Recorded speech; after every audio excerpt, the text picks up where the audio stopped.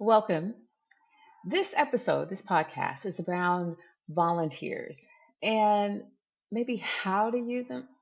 No, more I think about how not to use them.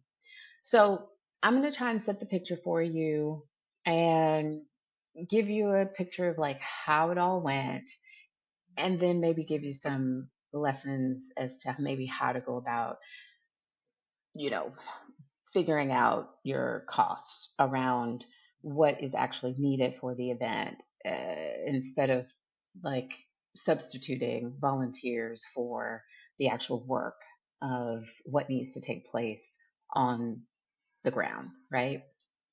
So I'm going to paint a picture for you. It's a perfect summer afternoon. The sun is beaming, music is thumping, and you've just arrived at a star studded charity concert.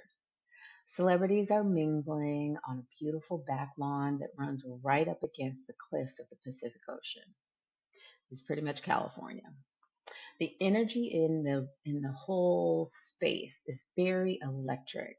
And somewhere backstage, you have a very optimistic event planner who is ensuring that the next band is set to go on stage and has everything that they need.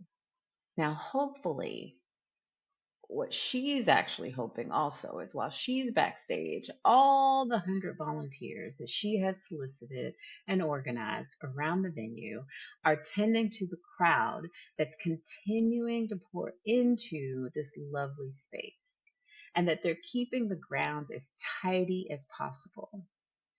You see, 2 months earlier, after reaching out to various cleaning companies to get their pricing to make sure her star studded guests would not only enjoy the charity concert, but would donate lots and lots of money. She decided we don't need professional cleaners. We have volunteers to handle it.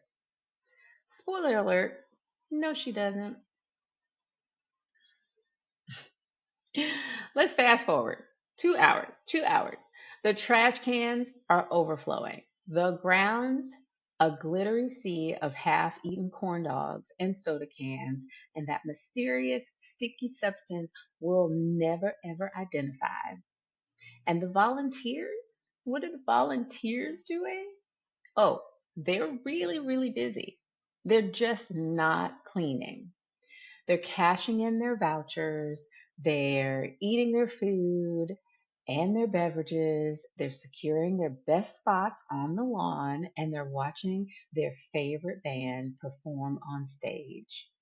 They're scoping out the cabanas of their celebrity crushes in hopes to brush shoulders with them and maybe get a selfie, right? There's a few of the volunteers that are up front near the stage, and they're doing a soul train line. They are stepping it out. They have priorities. They came there to volunteer, but also have a good time. Meanwhile, there are three professional cleaners that she has hired, and they are all in the corner, wide eyed, silently calculating how many hours of therapy this event is going to require. Deep breath. So let's be honest here. How many people do you know would willingly pick up trash for 10 hours straight in the sun for zero pay? Yeah, same here. And no, now let's make it even worse. Imagine doing it at a concert. Yeah, no. Where every single song is a distraction, every celebrity sighting is a photo op, and every trash can looks mm, fine enough.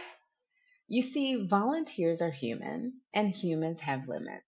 Like the moment they see someone else in an official cleaning crew vest and think, they've got this. Mind you, there's only three cleaners to hundreds of guests and celebrity guests as well. Deep breath. So, what happens next? The event wraps up, and the client is faced with a harsh reality. Trash is everywhere, a hefty, hefty overtime bill for professional cleaners are on the way, and a lingering sense of regret. Because as you know, every venue that you go to, you have to leave it cleaner than it was when you received it. And they're going to nitpick at everything. So, lesson learned? I hope so. If you're going to count on volunteers to handle the dirty work, you're essentially gambling. And the house always, and I do mean always, wins. The professionals should have been there from the start. Now, granted, they had three, which was a start, but not enough for this particular high caliber event and this particular outdoor space with so many people. Now, I deeply feel for the situation at hand. Here's the thing, cutting corners on cleaning might seem like a quick fix, but it almost always backfires. Cleaning is a profession for a reason. It is hard work. And when done right, it's seamless, almost invisible.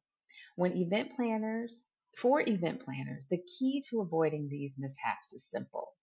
Budget for the unglamorous stuff first. Cleaning, traffic control, food, talent. Set those costs out first. Then go back and price your tickets accordingly. Trust me, your future self will thank you for it.